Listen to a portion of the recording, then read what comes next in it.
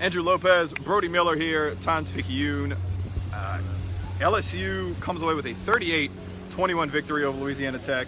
It did not feel like that. No. They usually say basketball is the game of runs. Yes. But tonight it felt like that. You had 24 unanswered by LSU, Yes. 21 unanswered by Louisiana Tech, and then 14. And then 14 by LSU to close it out. The guys just kind of made it seem like, oh no, we had it in control. Yeah. What did you see?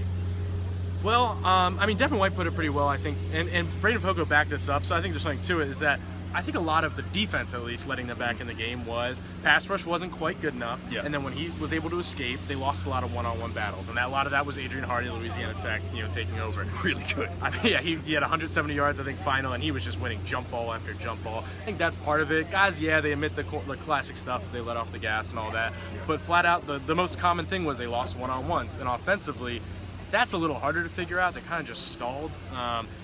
Lloyd Cushenberry said, I think they just weren't on the same page. There'd always be one guy messing up, and that cost the whole play. What did you see? It's one thing that's a little bit concerning to me is they've had a point in every game so far where they've let off the gas. Yep. You go up big against Miami, they come back, score 2 touchdowns late. You almost never had your foot on the gas against Southeastern to start with. You get up 10-0 on Auburn. Auburn comes back 21 points. So you see it there, and then again tonight. That's kind of the biggest thing for me, I think, is the fact that they almost seem that they're in control. They kind of maybe buy into a little bit of, we're LSU, we're going to win. But I feel like maybe when they get to another team, that they try to do that on a Mississippi State, or if they say they get up on Georgia, like that's not going to work, down the line. No, and you're absolutely right, because I mean, when it's 1 or 2 games, you don't think much of it. You understand when it's Southeastern. You can understand when that happens. But now it's 4 games in a row where, like you said, there has been a moment like this, and it's becoming a thing. And every player after the game says, "Oh, that's something we need to work on. We need to work on for 60 minutes." But it's like, how do you do that? And I asked every person, how do you do that? And no one had a great answer, because I think that's a deeper question than our pay grade. But it was like, oh, one guy said conditioning. One guy said just, loving. Devin White said you just gotta love football more.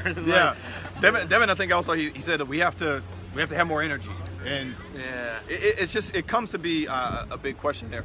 One thing that was working tonight was the run game. Yes. Over 200 yards. I think Brissett and Clyde Edwards-Helaire combined for 214 by themselves. 130-yard plus performance for Clyde Edwards-Helaire tonight. When those two were running, that's when this offense was going. You look at that third quarter when the offense stalled.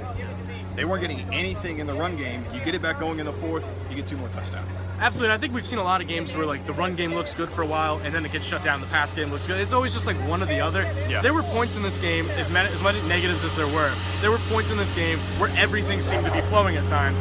And I think, we were talking in the first half, it was like, oh, we're finally writing the story of the offense clicking for 4 quarters. Because for once, the run game looked good, the passing game looked good. It was the first time you saw what this offense hopes it can be. So, I mean, yes, there were problems, but that run game, even when the passing game got shut down, the run game was kind of the one constant. So that's at least something you can take. And while the offensive line was without 2 major players again. Yeah.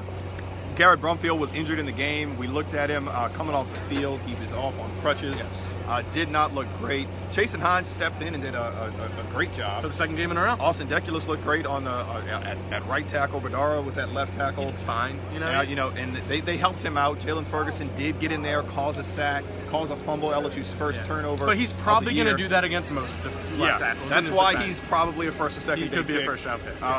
Hardy is also probably he's a redshirt sophomore. He was originally a signee of Oklahoma.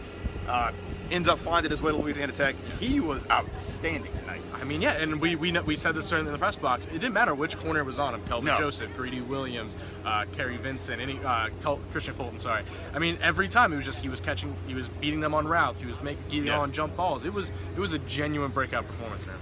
Joe Burrow over 50% tonight. He was 16, I think it's 16 to 28, I think is what he finished. At least 3 drops that I saw. Yes.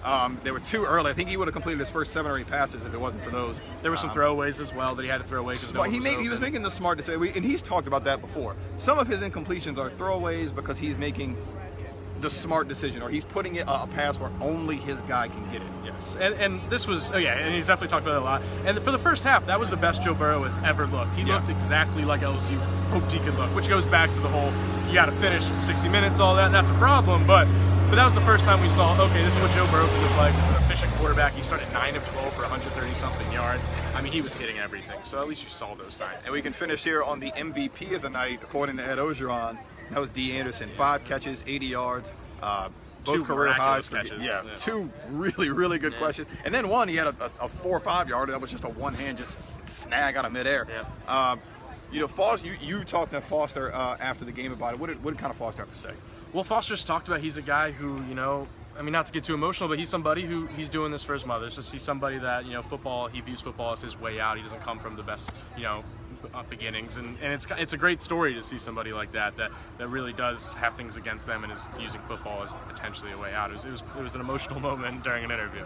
You know, and Foster, who maybe the best interview on the team in terms of what he could do. So, you know, you got to trust it coming from him. Next week, Ole Miss here. Yeah. You get an extra 2 Late hours. night. 8:15 kickoff. Everybody loves those. He's Brody. I'm Andrew. Thanks for watching.